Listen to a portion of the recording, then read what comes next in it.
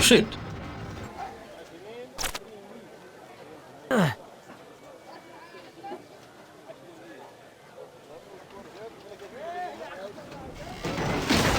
What the...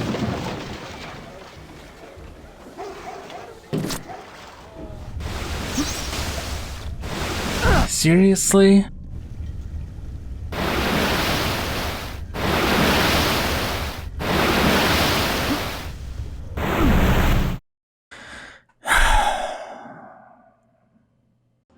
Assassin's Creed Altair's Chronicles is a 2008 game originally released for Nintendo DS, developed by Gameloft.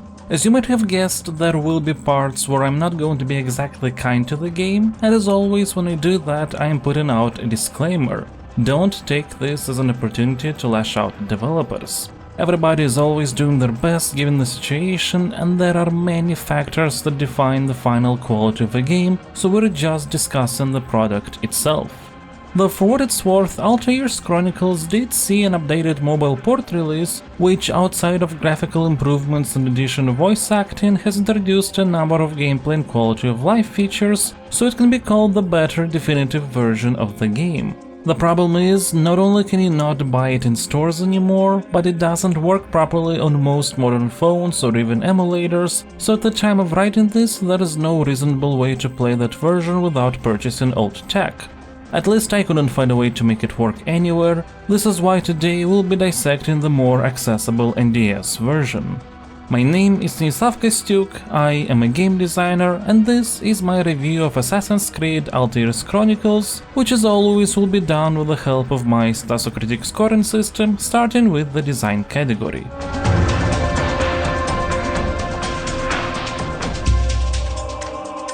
This is the most important part of Stasocritic with the biggest weight, for as the way a game is played is what defines our experience the most. This is doubly true for Altair's Chronicles, because it is a game which would actually have been absolutely fine if not for the actual core gameplay, which is an absolute mess. In terms of the overall direction, the game bears many similarities to Gameloft's Assassin's Creed mobile tie-in. There is a big focus on platforming, combat and character progression. Stealth plays a very limited role, so it once again feels more like a Prince of Persia game rather than an Assassin's Creed one. Not only that, many obstacles or tools make a return, ranging from oil pools, which slow you down unless you run very fast, to grappling hooks. Altair's Chronicles clearly was designed as a sort of expanded 3D version of the 2D mobile game, and in a way that makes sense, considering that the audience on Nintendo DS at the time would have been much bigger than for a phone game, so why not utilize positive takeaways from it? And they were indeed utilized, mostly as it relates to levels and progression. Each map is, at the danger of repeating the same things from another video, a fine collection of escalating challenges where different obstacles are placed in various sequences, so you would rarely feel like you're doing the same thing over and over again. And as you progress further, you get access to a larger number of tools and abilities, which increases the variety of challenges and situations you will encounter as you keep going. Playing through all these levels would have been properly enjoyable if the actual gameplay would have been fine, but it's riddled with problems. A lot of challenges in Altair's Chronicles revolve around precision platforming. Here is the thing though, it is practically impossible to actually do any sort of precision platforming in this game.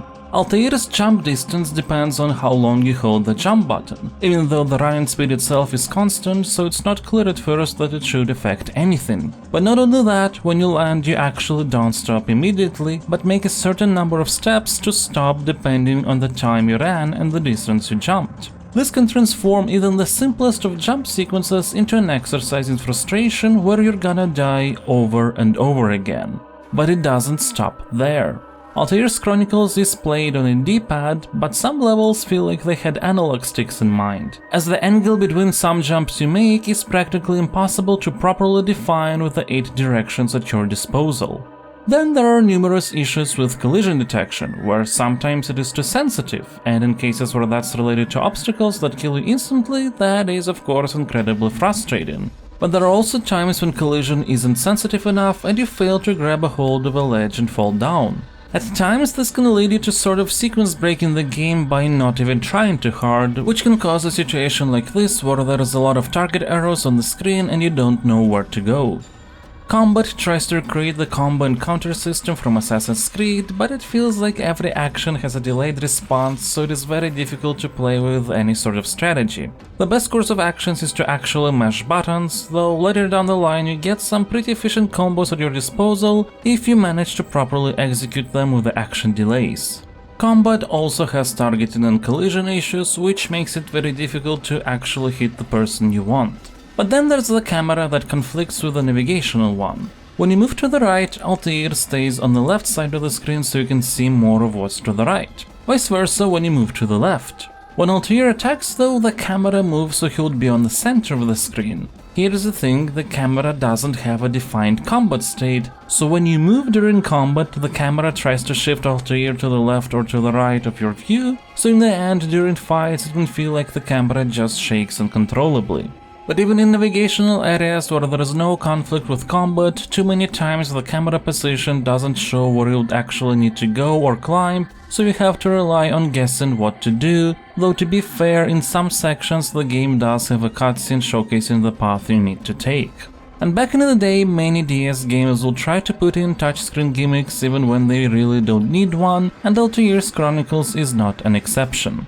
There are some minigames that use the stylus, like the pickpocketing game where you need to take an object out of a pouch, which is fine, or an interrogation game which is a rhythm game with no music, therefore it feels trickier than it should be to press the buttons on time.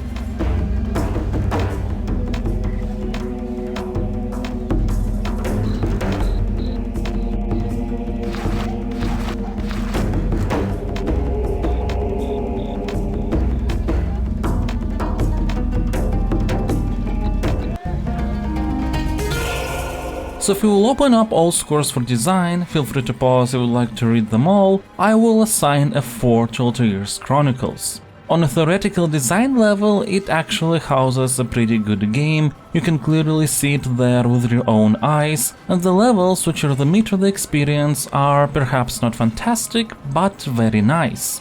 On an actual mechanical implementation level though, it is very messy.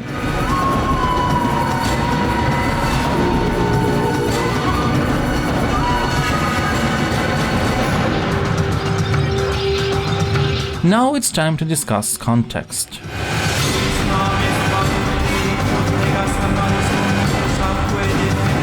This category has a weight of 1 as it's about things that enhance the experience rather than define it. Plot, characters, arcs, etc. There are flawed games that are worth playing through just to experience the story. Altair's Chronicles, sadly, is not one of them. Full disclosure, I didn't finish the game myself, but I did watch the rest of the story on YouTube so I could assess this category properly. And note there will be some things I say without having accompanying footage for it because I didn't actually record it, but boy does the story not make sense. You are tasked with finding the Chalice, an object that is said to hold the power to unite people under the banner of those who wield it. Naturally, this is why the assassins fighting for the freedom of will of mankind don't want the Templars to get the hang of it. This object, the special power of which is never gonna be used or even mentioned again, is located in a special temple unlocked by 3 keys, and a big chunk of the plot revolves around getting them before the Templars do, as well as the map that would lead to said temple. Now, let's ignore the Prince of Persia-like setup of the story, we already have established that this is not really an Assassin's Creed experience. The big problem is that the main antagonists hunt for the keys in the map to the temple, knowing that it will be empty, as it is the Templar leader Lord Basilisk, yes that's his name, who reveals that the Chalice is not an object but a woman named Ada. Not only this whole thing puts the whole thing about key and map under question, why were the Templars after those if they knew the truth, but also Ada and Altair are supposed to know each other from beforehand. She was his love interest and plays an important role in the lore of Assassin's Creed as it pertains to Altair's background talked about in the first 2 console games. The nature of their relationship will remain unexplored here though, as Ada is barely in the game. In general, characters just come and go, their dialogue, motivations or reasoning for their actions all coming out of nowhere. I mean, look at this wonderful interaction.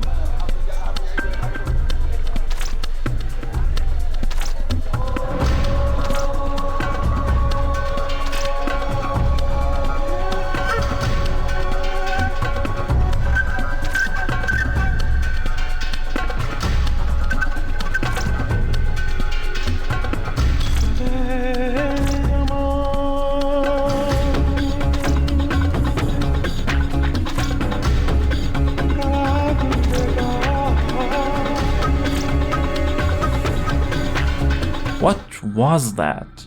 There will be targets who are afraid of heights but still will try to escape by rooftops for some reason. A circus dancer who acts like a fortune teller that leaves her bodyguard to die and runs away, only to reveal that all this was actually a test of Altair's resolve, and then asks to kill a person without saying why, and our assassin just agrees. And this is without even mentioning the fact that circus in the way it is shown in this game didn't actually exist back then.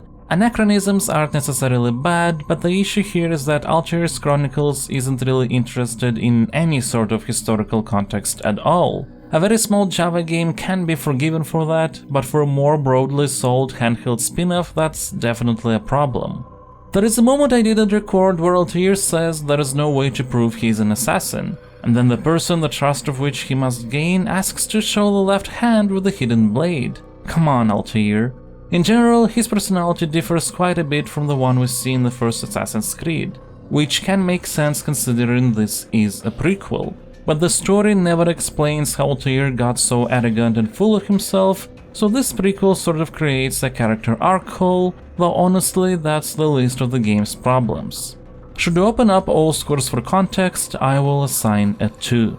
The plot doesn't fit the world of Assassin's Creed and defeats the purpose of itself to boot with its twist. Dialogue is not great, characters don't make sense, information just appears out of nowhere, there is no logic behind anything, so yeah, it's not very good.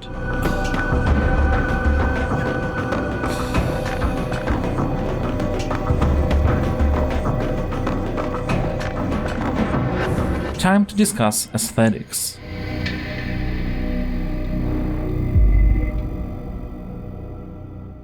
This is another category with a weight of 1, as it's again about something that enhances the experience rather than defines it, this time through visual style, music, sounds, etc. In this aspect, Altair's Chronicles also feels more like Prince of Persia than Assassin's Creed. One of the most defining aesthetic factors of Assassin's Creed is its mix of historical and modern aspects through the animus in visuals and music. Altair's Chronicles doesn't really focus on that. And it would have felt fine if the game wouldn't focus on the animus aspect at all, but it still does somewhat and it's weird. Like you have the animus style modern synchronization UI in main menu, but then you also have a historical style map UI and icons on the bottom of the screen, with the scrolls and paper textures and stuff like that. This applies to music as well, because some tracks are reused from the console version of the first Assassin's Creed, while some are new ones created specifically for this game, and they differ in style. The Assassin's Creed music has some hints of electronics in it,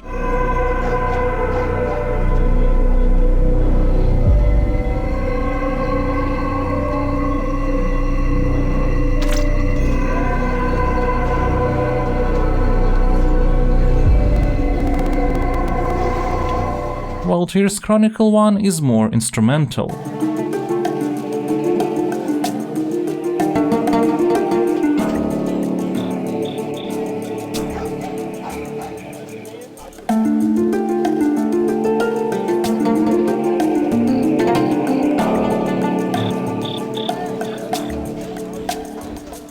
The music loops are also pretty short, and it's very noticeable when you hear it start over. Sound effects too are underwhelming and sometimes feel like they don't fit the tone of the game.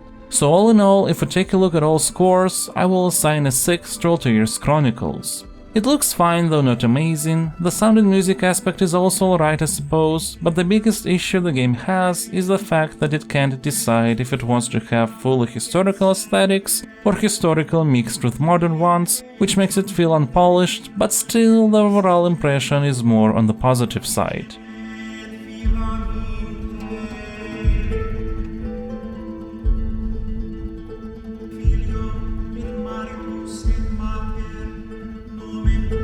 Now let's discuss Cohesion.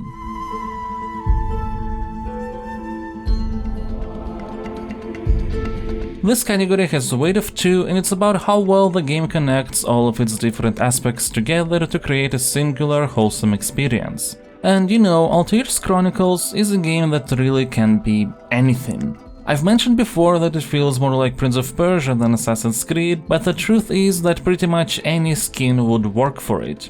And to be fair, Altair's Chronicles does try to add more things that would make it feel like Assassin's Creed. For example, the counter and combat moves, pickpocket and interrogation aspects, as well as some semblance of social stealth at times, even though ostensibly it's you going slowly past by for some reason sleeping guards. But then there are other things that don't really make sense even when you take context out of the equation and just look at the mechanics. Like for example, a number of skills you get as you progress just unlock by themselves. Hey, you now have a wall-to-wall jump skill.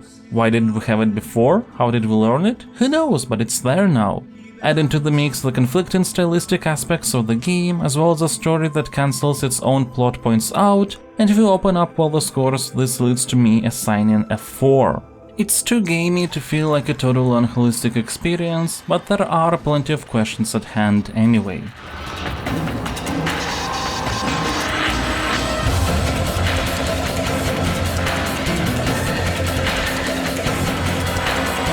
Time for our final category, emotions.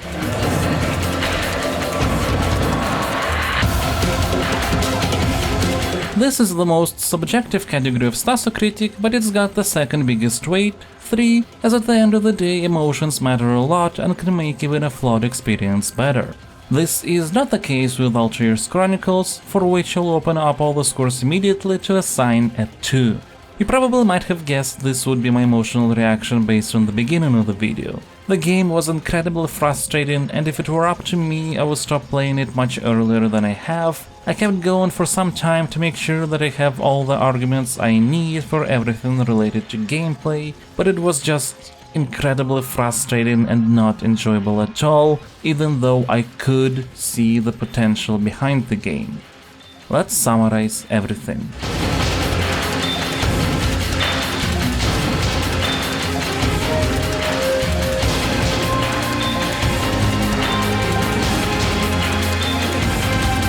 After all scores and their weights are taken into account, Assassin's Creed Altair's Chronicles gets a final Stasocritic rating of 28. It's not a good game. Mind you, the phone version might play better because it did look like a number of issues were fixed in it, but since it's reasonably difficult to actually try and play it nowadays, it's the Nintendo DS version that we have dissected, and it's a very frustrating game. It is absolutely fine if you enjoy the game, I'm not here to ruin anybody's fun, but I personally wouldn't recommend Altair's Chronicles even if you're a hardcore Assassin's Creed fan, unless you're ready to accept or look past a lot of the frustrating moments that you're going to experience. It's not the worst, but still I think there are far more interesting games to spend your time on.